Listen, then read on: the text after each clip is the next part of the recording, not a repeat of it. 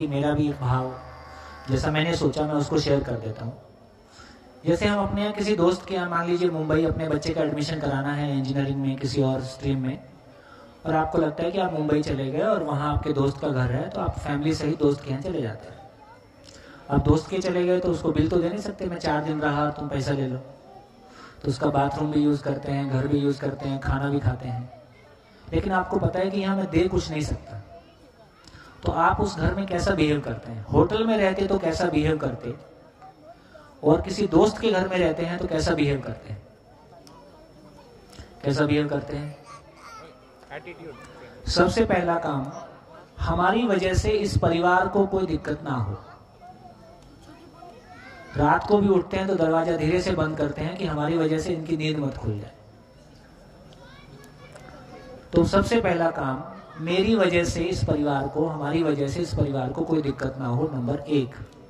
Number 2, कमरे से लेके बाथरूम से लेके खाने तक सभी साधन का सदुपयोग करने की कोशिश करते हैं, कहीं भी हमसे कोई दुरुपयोग ना हो, क्योंकि हम इसके बदले कुछ दे नहीं सकते।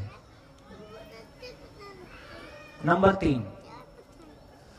3, हर क्षण हमारा उस परिवार के प्रति कृतज्ञता का भाव बना रहता है कि हम कुछ ले ही रहे हैं, देने की स्थिति में नहीं है, और तुम्हारा बहुत बहुत धन्यवाद, तुमने हमको सहयोग दिया।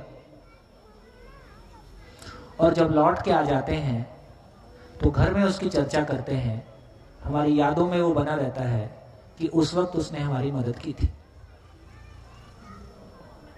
और ये मात्र कहानी इतनी है कि होटल में रहे होते तो हो सकता है 4,000 रुपया 10,000 रुपया खर्चा आता, जो कि आप कर सकते हो, ऐसी बात नहीं है कि आप नहीं कर सकते थे, लेकिन किसी ने आपको वो चीज भावपूर्वक उपलब्ध कराई है, तो मामला सुविधा का नहीं है, मामला उस भाव का है। मैंने सुबह भी कहा था, वस्तु ना मिले हम इसके लिए दुखी नहीं होते, भाव नहीं मिला हम इससे दुखी होते।